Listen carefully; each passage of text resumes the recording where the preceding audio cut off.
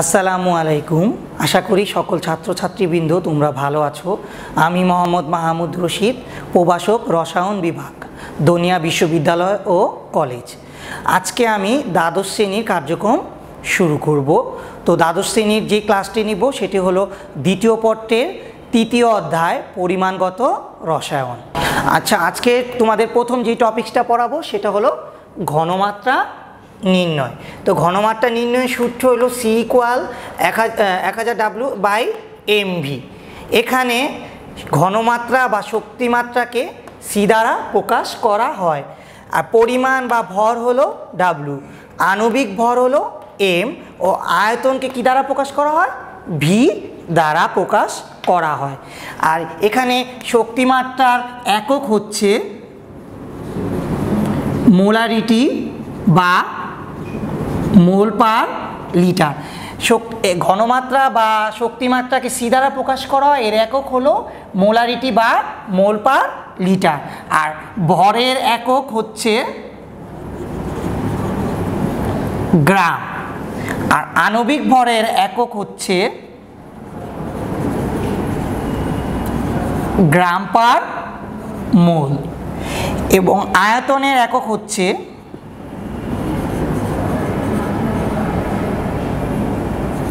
ml বা CC বা centimetre cube. এই তিনোটা একই, মিলিলিটার, কিউবিক সেন্টিমিটার আর সেন্টিমিটার কিউব, এই তিনোটা একই আয়তনের একক। তো আমরা এখন এই সূত্রের অঙ্ক করব। দেখো, একটা অঙ্ক এখানে দেওয়া আছে যে 250 ml দ্রবণে 2.65 গ্রাম সোডিয়াম কার্বনেট দ্রবীভূত হলে সোডিয়াম কার্বনেটের ঘনমাত্রা নির্ণয় করো। তো তোমরা তো অঙ্কটা দেখছো, এই অঙ্কটাই আমরা এখন কি করব? সলভ করব। তো সূত্রের ক্ষেত্রে একই হবে। তা এখানে কার কথা বলা হয়েছে? সোডিয়াম কার্বনেটের কথা বলা হয়েছে। তো সোডিয়াম কার্বনেটের ঘনমাত্রা বা শক্তিমাত্রাকে সি দ্বারা প্রকাশ করা হয়। এই সিটাকে কি করতে বলছে? বের করতে বলছে। তো সোডিয়াম কার্বনেটের পরিমাণ বা ভর ডাব্লু দ্বারা প্রকাশ করা হয়। কত গ্রামের কথা উল্লেখ করা হয়েছে? 2.65। তাহলে এখানে ডাব্লু = 2.65 গ্রাম। তারপর আমরা এখন সোডিয়াম কার্বনেটের আণবিক ভর বের করব। তো আমরা জানি সোডিয়ামের পারমাণবিক ভর হলো 23। এখানে কয়টা সোডিয়াম আছে? 2টা, তাই 2 দ্বারা গুণ হবে। কার্বনের পারমাণবিক ভর হলো 12, এখানে একটি কার্বন পরমাণু আছে। আর অক্সিজেনের পারমাণবিক ভর হলো 16, এখানে 3টি অক্সিজেন পরমাণু আছে। টোটাল করলে 106 গ্রাম পার মোল বের হয়। আর এখানে সোডিয়াম কার্বনেটের কি দেওয়া আছে? আয়তন দেওয়া আছে 250 ml। আমরা তো আগেই বলেছিলাম আমরা কি নির্ণয় করব? ঘনমাত্রা নির্ণয় করব। সেক্ষেত্রে আমরা এখন লিখব, আমরা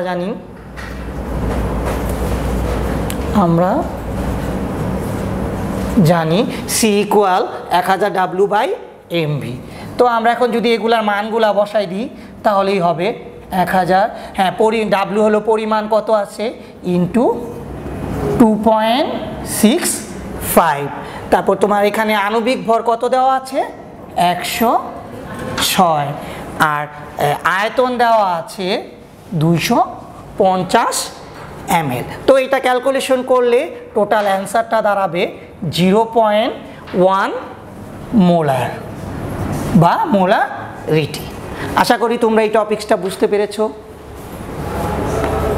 এখন দেখো, এই টপিকসে আমি তোমাদের এখন একটি সৃজনশীল করাবো। সৃজনশীলটি দেখো, একটি পাত্রে S2 দেওয়া আছে, তার আয়তন 50 ml, ঘনমাত্রা 0.5 মোলার এবং তার ভর 2.45 গ্রাম। এখন উদ্দীপকে বলছে কি X2 104 এর আণবিক ভর নির্ণয় করো।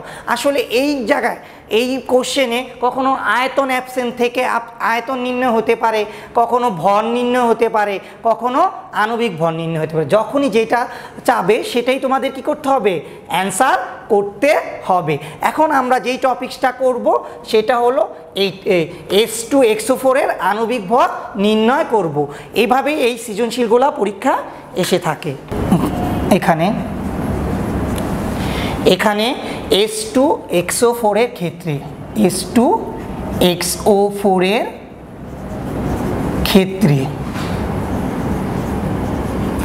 ক্ষেত্রে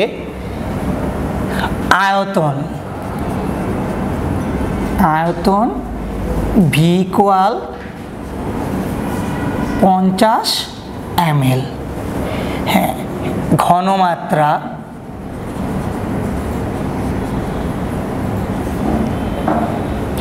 C = 0.5 মোলার, ভর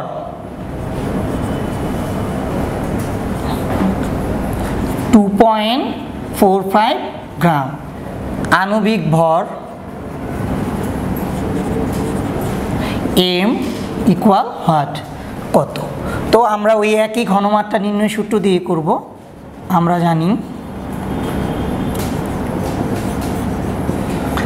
C = 1000 W/mv। তো আমরা এখন কি করব, উপর থেকে দেখে মানগুলো বসাবো। তো 1000, হ্যাঁ, পরিমাণের মান ছিল 2.45 গ্রাম। আণবিক ভর আমাদের H2SO4 এর আণবিক ভরটা বের করে নিতে হবে, সরি লিখছি, আচ্ছা। তো এখানে ছিল তো M, আর আয়তন ছিল কত, 50 ml, আর ঘনমাত্রা ছিল 0.5। তো পরে আমাদের দরকার আণবিক ভর, আমরা এমটা এখানে নিয়ে আসলাম, 1000 × 2.45, হ্যাঁ, আর এখানে 0.5 × 50। তো আমরা এরপর এটা কি ক্যালকুলেটারে ক্যালকুলেশন করব। ক্যালকুলেশন করলে অ্যান্সারটা দাঁড়াবে 98 গ্রাম/মোল। আশা করি এই টাইপের সৃজনশীল আসলে তোমরা সবাই পারবে। এখন আমরা পরবর্তী টপিকসটা পড়বো। এখানে দেখো আছে পার্সেন্টে 5% W/V HCl দ্রবণ। এই দ্রবণের মিনিং হলো 100 ml দ্রবণে HCl আছে, 100 ml দ্রবণে HCl দ্রবীভূত আছে 5 গ্রাম। কারণ আমরা জানি আয়তনের একক হলো ml আর ভরের একক হলো গ্রাম। তো যেহেতু শতকরা, তাই আয়তনটা শুরু হবে কত থেকে, 100 থেকে। তাইলে W/V এর মিনিং কি, 100 ml দ্রবণে HCl দ্রবীভূত আছে 5 গ্রাম। তারপরে বলছে কি 5% V/V HCl দ্রবণ। তাহলে এখানে দুটোটা একক কি, আয়তনটা ml এ হবে, কারণ উপরেও ভি নিচেও ভি। তাইলে 100 ml দ্রবণে HCl দ্রবীভূত আছে 5 ml। পরের টপিকসটা দেখো 5% W/W HCl দ্রবণ। এটার মিনিং কি, যেহেতু আমরা জানি ভরের একক গ্রাম, তাহলে দুটোটাই কি হবে, গ্রাম হবে। তাহলে 100 গ্রাম দ্রবণে HCl দ্রবীভূত আছে 5 গ্রাম। ক্লিয়ার? এটা 2018 সালে MCQতে আসছিল, তো থিওরিতেও মাঝে মাঝে ইউজ হয়। এখন যদি এরকম হয় শুধু % দ্রবণ দেওয়া থাকে, তখন আমরা কোনটা ধরবো, সমস্যা হবে। দেখো লেখা আছে নিচে 10% HCl দ্রবণ, এর অর্থ হচ্ছে 10% W/V। যদিও কোনো কিছু উল্লেখ না থাকে W/V, V/V, W/W, তখন আমরা কি ধরবো, W/V ধরবো। দেখো কোশ্চেনটা কি বলছে, 10% HCl দ্রবণ, এর অর্থ হচ্ছে 10% W/V HCl দ্রবণ। ক্লিয়ার? এখন আমরা এই টপিকসের অঙ্ক করব। দেখো যে লেখা আছে কি 10% সোডিয়াম কার্বনেটের ঘনমাত্রা মোলারিটিতে নির্ণয় করো। কি বলছে, 10% সোডিয়াম কার্বনেটের ঘনমাত্রা মোলারিটিতে নির্ণয় করো। দেখো মোলারিটির নির্ণয়ের সূত্র তো একই, বাট ঘটনা হচ্ছে কি এখানে আয়তন ভর কিছুই দেওয়া নেই। তাহলে আমাদের কি করতে হবে, এই এই কোশ্চেনটা থেকে আমাদের এটা বের করতে হবে। তাহলে আমরা এটার এখন উত্তর করতেছি, লিখছি কি 10% সোডিয়াম কার্বনেট দ্রবণ। এই আমরা কিন্তু একটু আগেও বুঝাইছি যে 10% শুধু থাকলে আমরা কি ধরবো, W/V। তাহলে 10% সোডিয়াম কার্বনেট দ্রবণ হলে লিখব কি যে 100 ml দ্রবণে সোডিয়াম কার্বনেট দ্রবীভূত হয়, সোডিয়াম কার্বনেট দ্রবীভূত হয় 10 গ্রাম। তাহলে আমাদের যেহেতু মোলারিটি নির্ণয়তে আয়তনও প্রয়োজন, ভরও প্রয়োজন, তো আমরা এই উদ্দীপক থেকে কি এটা বের করে নিয়েছি। তাহলে এখন অঙ্কের আগের নিয়ম অনুযায়ী এখানে কার ক্ষেত্রে করতেছি আমরা, সোডিয়াম কার্বনেটের ক্ষেত্রে, সোডিয়াম কার্বনেটের ক্ষেত্রে। তো সোডিয়াম কার্বনেটের ক্ষেত্রে আয়তন V সমান 100 ml, সোডিয়াম কার্বনেটের ভর W ইকুয়াল 10 গ্রাম। সোডিয়াম কার্বনেটের আণবিক ভর, আণবিক ভর, আণবিক ভরকে m দ্বারা, এখানে সোডিয়াম পরমাণু কয়টা, 2টা, আর সোডিয়ামের পারমাণবিক ভর হলো 23, 23 গুণন 2। কার্বন পরমাণু একটা, কার্বনের পারমাণবিক ভর 12 ইন্টু 1 প্লাস, আর অক্সিজেনের পারমাণবিক ভর কত, 16, 16 গুণন 3, টোটাল 106 গ্রাম পার মোল। আর আমাকে কি বলছে, মোলারিটিতে নির্ণয় করতে। তাহলে ঘনমাত্রা C ইকুয়াল হোয়াট, তো আমরা একটু আগে যে সূত্রটা করছি ওটা দিয়েই করব।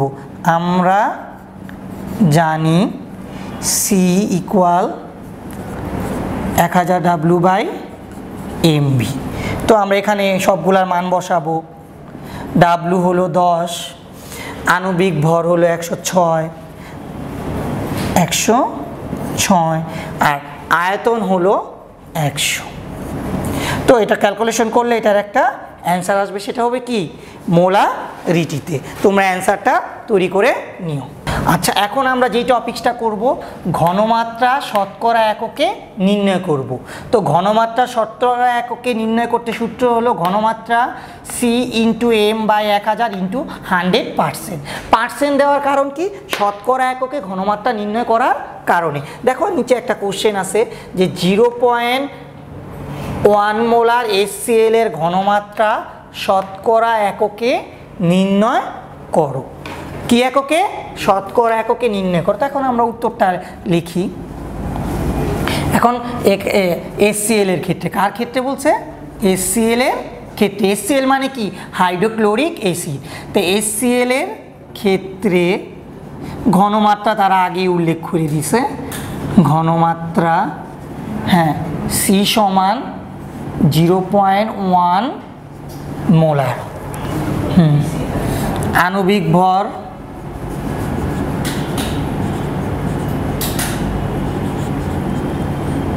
m।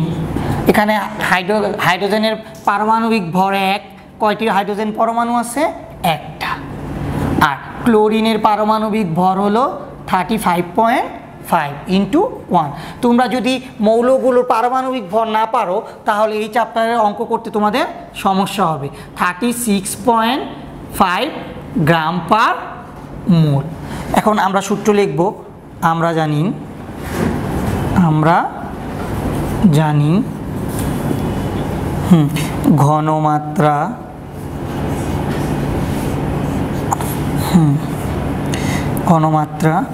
C into m/1000 into 100%।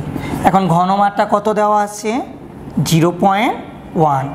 হ্যাঁ, আণবিক ভর 36.5 ভাগ 1000 ইন্টু 100%। তো তোমরা যদি এটা ক্যালকুলেশন করো অ্যান্সারটা 0.365% হবে। আমরা এখন যে টপিকসটা পড়ব সেটা হলো পিপিএম এককে ঘনমাত্রা নির্ণয়। এখন পিপিএম এর মিনিং কি? পার্টস পার মিলিয়ন, অর্থাৎ প্রতি 10⁶ অংশ দ্রবণে যত ভাগ বা অংশ দ্রবীভূত থাকে তাকে পিপিএম বলা হয়। তো ঘনমাত্রা নির্ণয়ের ক্ষেত্রে সূত্র C into M by 1000 into 10⁶। তো এটা কাটাকাটি করলে এই অংশতে আসে, তোমরা ডাইরেক্ট এতটুকু লিখলেও পিপিএম এককে ঘনমাত্রা নির্ণয়ের সূত্র হবে। তো আমরা এখন এই টপিক্সের একটা অঙ্ক করি। দেখো লেখা আছে কি 0.1 মোলার ঘনমাত্রার সোডিয়াম কার্বনেটের জলীয় দ্রবণের ঘনমাত্রা পিপিএম এককে প্রকাশ করো। তো আমরা এখন এই অঙ্কটা করি।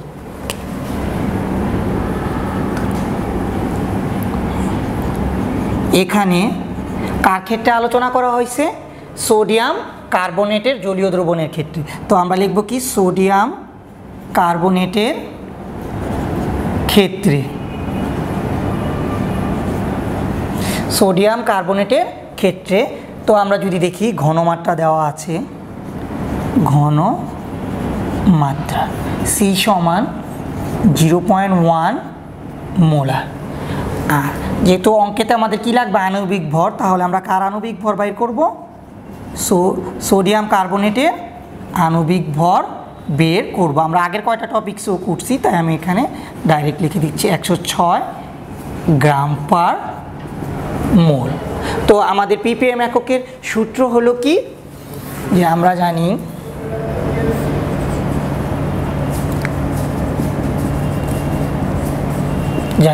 সি ঘনমাত্রা C into M into 10⁻³ ppm. এখানে ঘনমাত্রা দেওয়া আছে 0.1 মোলার, আণবিক ভর দেওয়া আছে 106 ইন্টু 10⁻³ পিপিএম। ক্যালকুলেশন করলে অ্যান্সারটা হবে 10,600 পিপিএম। এই পিপিএমকে আবার লেখা হয় মিলিগ্রাম পার লিটার। এমসিকিউ তো অনেক সময় আসে যে 1 ppm সমান কত, তখন হবে কি 1 ppm সমান 1 মিলিগ্রাম পার লিটার। তো আমরা এটা পারলাম। এখন আমরা এই টপিক্সের সৃজনশীলটা দেখব। তো সৃজনশীলে কি দেওয়া আছে? দেখো একটা পাত্র দেওয়া আছে, পাত্রর মধ্যে 10 ml 0.1 মোলার পটাশিয়াম হাইড্রোক্সাইড আছে। কি আছে? Potassium hydroxide. তো পটাশিয়াম হাইড্রোক্সাইডের দ্রবণের ঘনমাত্রা পিপিএম এককে আমরা এখন কি করব? নির্ণয় করব। তো সেম আগেরটার মতোই এখানে সোডিয়াম কার্বনেটের জায়গায় কি লিখব? পটাশিয়াম হাইড্রোক্সাইডের ক্ষেত্রে। তো এই অঙ্কেতে ঘনমাত্রা সেমই দেওয়া আছে, কত? 0.1 মোলার। তাহলে 0.1 মোলার। এখন আমরা কি বের করব? পটাশিয়াম হাইড্রোক্সাইডের আণবিক ভর বের করব। তো পটাশিয়ামের পারমাণবিক ভর হলো 39। আর কয়টি পটাশিয়াম আছে? একটা ইন্টু 1। আর অক্সিজেনের হলো 16। এখানে কয়টা অক্সিজেন পরমাণু আছে? একটা। হাইড্রোজেন পরমাণুর ভর একটা আছে। তো টোটাল এটা করা হয়েছে। তো এটা করা হইলে দেখা যায় যে পারমাণবিক ভর গিয়ে দাঁড়ায় কত? 56 গ্রাম পার মোল। তো আমাদের একইভাবে কি বলছিল অঙ্কেতে? পিপিএম এককে ঘনমাত্রা। তো আমরা জানি সি ঘনমাত্রা C into M into 10⁻³ ppm, এইটাই লিখব। তো মানের ক্ষেত্রে খালি কি হবে? পটাশিয়াম হাইড্রোক্সাইডের আণবিক ভরটা চেঞ্জ হবে, কারণ কি যৌগটা ভিন্ন।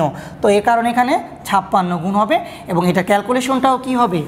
ভিন্ন হবে। তো ক্যালকুলেশন করলে যেটা দাঁড়াবে সেটা হলো 5,600 ppm।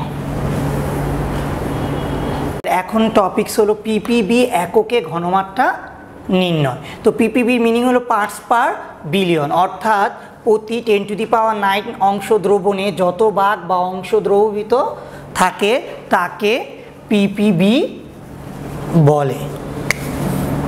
তাকে পিপিবি বলে। তো আমরা এখন যদি দেখি পিপিবি সূত্র হয় কি C into M divided by 10⁻³ into 10⁻৯। তো এটা ছোটোভাবে ক্যালকুলেশন করে নিলে হয় কি T C into M into 10⁻6। তোমরা ডাইরেক্ট এভাবে লিখলেও অঙ্কের ক্ষেত্রে বা থিওরির ক্ষেত্রে হবে। তো আমরা এখন দেখো প্রথম কোশ্চেনটা কি বলছে যে 0.1 মোলার সোডিয়াম কার্বনেটের জলীয় দ্রবণের ঘনমাত্রা পিপিবি এককে প্রকাশ করো। তো আমরা এটা কি এককে প্রকাশ করব? পিপিবি এককে। এখানে এখানে কার ক্ষেত্রে উল্লেখ করা হয়েছে? সোডিয়াম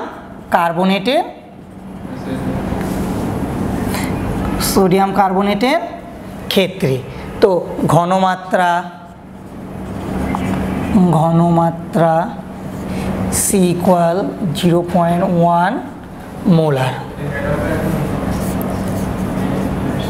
আণবিক ভর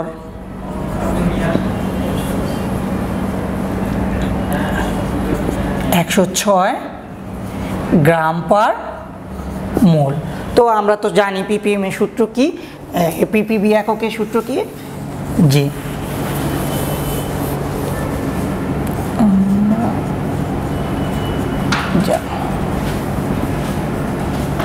ঘনমাত্রা C into M into 10⁻6 PPB.